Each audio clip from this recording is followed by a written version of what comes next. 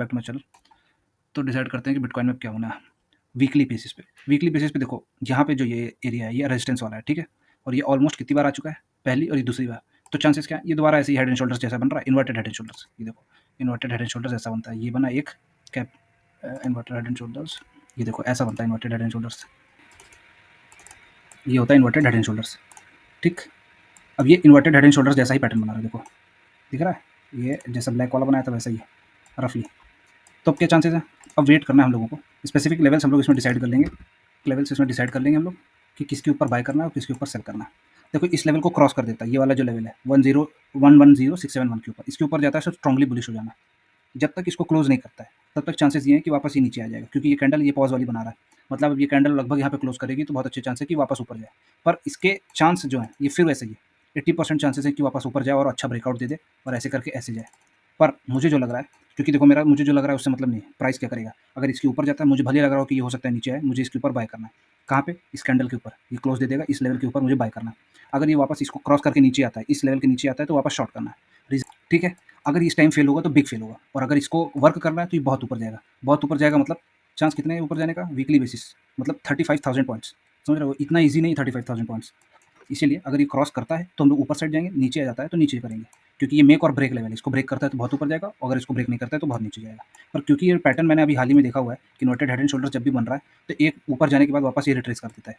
जैसे ये inverted head and shoulders वाला पैटर्न देखो यहाँ पे, जैसे ये ऊपर गया, एक बना, दूसरा बना, तीसरा ऊपर गया, नीचे आया, वापस ऊपर गया, ब्रेक किया, अगर सपोर्ट के पास है। पर ये ऑलमोस्ट रेजिस्टेंस के पास में, तो इसकी चांस काम करने की कम है, ठीक है। तो इसमें हम लोग लेवल्स डिफाइन कर लेंगे कि किसके ऊपर कहाँ पे बाय करना है और किसके नीचे बुलिश नहीं रहना है। क्योंकि ये रेजिस्टेंस पे है तो रेजिस्टेंस पे हेड एंड शोल्डर इन्वर्टेड का काम करना मुश्किल होता है। बाकी अगर वर्क कर जाता है तो हम लोग स्पेसिफिक लेवल्स बना लेंगे कि किसके नीचे हमने शॉर्ट करना है और किसके ऊपर बाय करना है, ठीक है।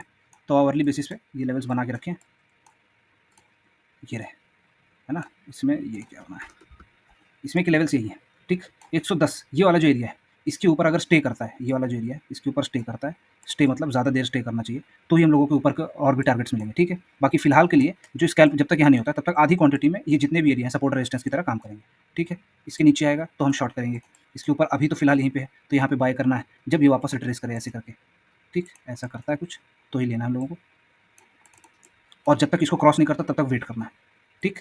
यहाँ पे आके अगर रेजिस्टेंस लेता है और रेजिस्टेंस जैसा कुछ बनाता है तो कोशिश करना है अवॉइड करने की, ठीक है। क्योंकि रेजिस्टेंस वाला जोन है यहाँ पे फिलहाल के लिए, जब जैसा ऊपर जाता है इस लेवल के ऊपर ही बाय करेंगे। यहाँ से यहाँ तक के लिए रेजिस्टेंस जिनको स्कैल्प के लिए लेना हो ले सकता है, क्योंकि ये नीचे जाएगा पर कितना जाएगा ये किसी को नहीं पता है, ठीक है। यहाँ से ऐसा एक छोटा सा रेजिस्टेंस आ सकता है, पर ये स्कैल्प वालों के लिए है। फिलहाल के लिए वेट करना। अगर तुमको बाय का ट्रेड देखना है, क्योंकि बाय ऑन डिप्स है, मार्केट अभी अपसाइड है, तो कोशिश करना कि जैसे ये नीचे आए यहाँ पे ऐसा कुछ बना है तो ही अपसाइड का ट्रेड लेना, ठीक। अब गोल्डी में देख लेते हैं वीकली बेसिस क्या लग रहा है। वापस वो अपने जोन में आ गया है जहाँ पे इसको ये इन्वर्टेड हेड एंड शोल्डर्स जैसे उसमें बना था, इसमें हेड एंड शोल्डर्स पैटर्न है। हेड एंड शोल्डर्स दिखाता हूँ, ऐसा होता है, ये होता है हेड एंड शोल्डर्स। तो अभी क्या हो रहा है, अभी इसने एक छोटा सा पैटर्न बनाया, और ये हेड एंड शोल्डर्स हम लोगों को कैसा डिसाइड हुआ था, किस तरह का दिखता है, इस तरह का दिखता है ना।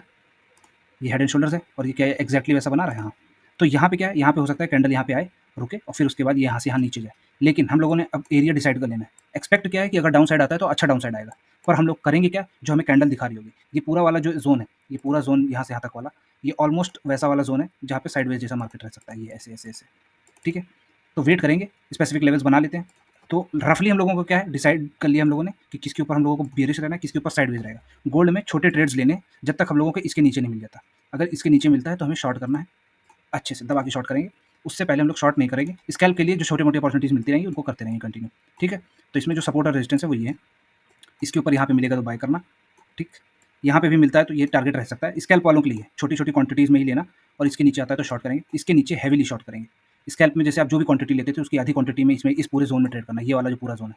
इसके नीचे आता है या इसके ऊपर जाता है तो हम लोगों को और अपसाइड का, अगर इसके ऊपर जाता है तो और अच्छे के ट्रेड्स देखने, अपसाइड के बाय ऑन डिप्स, इसके नीचे आता है तो सेल। बाकी ये वाले जो पूरा जोन है इसमें सिर्फ बाइंग और सेलिंग करते रहना है, स्कैल्प वाले में आधी क्वांटिटी से।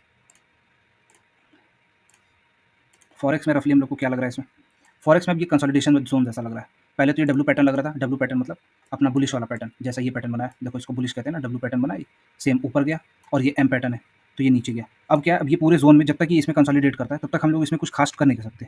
जब तक इसके ऊपर नहीं जाएगा तब तक हम लोग स्ट्रांगली बुलिश नहीं हो सकते, जब तक इसके नीचे जाता नहीं तब तक स्ट्रांगली बेरिश नहीं हो सकते। तो इसमें क्या करना है, इसमें स्पेसिफिक लेवल्स डिसाइड कर लिए, उनको स्कैल्प की तरह यूज़ करना है। स्कैल्प मतलब छोटे ट्रेड्स, बहुत बड़े ट्रेड्स नहीं लेगा कोई, छोटे ट्रेड्स इनके जोन्स डिफाइन कर देंगे, ठीक है, इनके ऊपर ही बड़ी-बड़ी क्वांटिटीज़ में लेना है। बाकी ये वाला जो पूरा ज़ोन है, इस पूरे ज़ोन में कंसोलिडेट करेगा, छोटे-मोटे ट्रेड्स देगा, ठीक है? ये सपोर्ट अगर इसको क्रॉस करता है तो ये टारगेट, इसे इधर से रेजिस्टेंस लेता है तो ये यहाँ से यहाँ तक का शॉर्ट, तो ये पूरा ज़ोन ऐसा ही वाला रहेगा, ठीक है? जब तक ये पूरा ज़ोन क्रॉस नहीं कर जाता, इस पूरे ज़ोन को क्रॉस करने दो, तो हम लोग एकदम क्लियर चार्ट मिलेगा कि किधर जाना है मार्केट को, क्योंकि ये भी कंसोलिडेट कर रहा है, इतनी बड़ी कैंडल बनी है, अभी इस पूरे ज़ोन में कंसोलिडेट कर रहा है। बैंक निफ्टी वीकली पे कैसा कर रहा है? बैंक निफ्टी ने देखो ऑलमोस्ट जिस तरह इसने परफॉर्म किया है, ये ऑलमोस्ट इसने पॉज कैंडल बनाया है। कल अगर इसके ऊपर जाने लगता है, अगर इसके ऊपर भी जाता है, ये वाला एरिया जो जोन है 57,000 का पूरा, इसको जब तक बेरिश नहीं रहेगा बुलिश रहेगा, ठीक है? क्योंकि अगर इस तरह का पॉज कैंडल बना दिया तो ये और ऊपर जा सकता है और इसमें चांसेस हाई है कि और ऊपर जाए। तो हमें डिसाइड कर लेना है किसके ऊपर हम लोग को बाय करना है, किसके पीछे नहीं। फिलहाल अभी इसमें क्या है, जब तक कोई अच्छा क्लोजिंग नहीं मिल जाता डाउन साइड का, तब तक हम लोग इसमें बुलिश रहेंगे। कब? इसके ऊपर हम लोग सुपर बुलिश हो जाएंगे, ये वाला जो जोन है, ठीक है? 57,170। फिलहाल जब तक और ये वाला एरिया है, इसमें हम लोग छोटे ट्रेड्स लेंगे, स्कैल्प वाले, मतलब ये सपोर्ट हो गया, एक सेकंड, ठीक है? ये इंपॉर्टेंट सपोर्ट हो गया, ये वाला सपोर्ट हो गया, तो ये मतलब अगर मार्केट यहाँ पे आता है ऐसे, तो यहाँ से ऐसे रुक के ऐसे ट्रेड लेना है, ठीक? इस जोन में हम लोग को बाय ऑन डिप्स देखना है। यहाँ से रेजिस्टेंस लेकर ये वापस नीचे आता है तो वेट करेंगे जब तक ये यहाँ पे नया आए, फिर उसके बाद ये टारगेट रहेगा। यहाँ कहीं कोई ट्रेड मिलता है तो यहाँ पे हम लोग को बाइंग ही देखनी है, ठीक? एक सेकंड, इस पूरे जोन में कहीं आता है तो हम लोग यहाँ पे बाइंग देखेंगे, ठीक? इसके नीचे आता है तो हम लोग शॉर्ट की अपॉर्चुनिटीज़ देखेंगे, ठीक?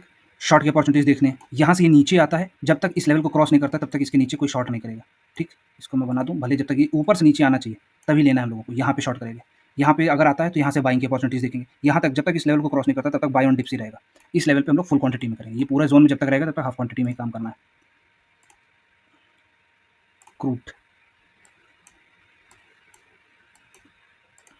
क्रूड ऑन वीकली बेसिस देखो जितना ऊपर गया उतना नीचे आ गया, ठीक है? कि कब तक यहाँ पे स्टे करता है, ठीक है? ये वाला जो जोन है पूरा, अगर ये इसके ऊपर हम लोग सपोर्ट रेजिस्टेंस आवरली पे देखते हैं, ये रहा, ठीक? ये वाले जो बड़े-बड़े जोन हैं, जब तक इनके ऊपर नहीं आता तब तक अच्छे से फुल क्वांटिटी में कोई काम नहीं करेगा। इसके नीचे रहता है तब तक छोटी क्वांटिटीज़ में काम करते रहो, कोई दिक्कत नहीं है। पर जब तक इसके ऊपर रहता है, ये पूरा जोन, मैं जोन मार्क कर देता हूँ, ये रहा जोन वाला, ये रहा जोन, ठीक है? इस पूरे जोन में जब तक नहीं रहता तब तक ये जितने भी छोटे-मोटे एरिया और लेवल्स हैं, ये सारे सपोर्ट और रेजिस्टेंस की तरह काम करेंगे। मतलब कि अगर इसके ऊपर गया तो ये बाय है, यहाँ पे ऊपर जाता है तो भी ऐसा बाय है, लेकिन सब हाफ क्वांटिटी में। जो भी क्वांटिटी आप लेते थे उसकी आधी काट देंगे। जब तक इसके नीचे नहीं जाता है तब तक कोई शॉर्ट नहीं करेगा। ये वाला जो लेवल है, इस लेवल को अगर नीचे आता है ऐसे तोड़ता है तो शॉर्ट करेंगे। यहाँ से यहाँ तक का शॉर्ट है, इसको क्रॉस करता है तो शॉर्ट है हाफ क्वांटिटी में। इसके नीचे ही फुल क्वांटिटी में शॉर्ट करेंगे, और वो भी कंसोलिडेट करके वीकली बेसिस पे जो होगा। बाकी तो मैं डेली बताता रहूँगा। वीडियो अच्छी लगी तो like share friends, thank you.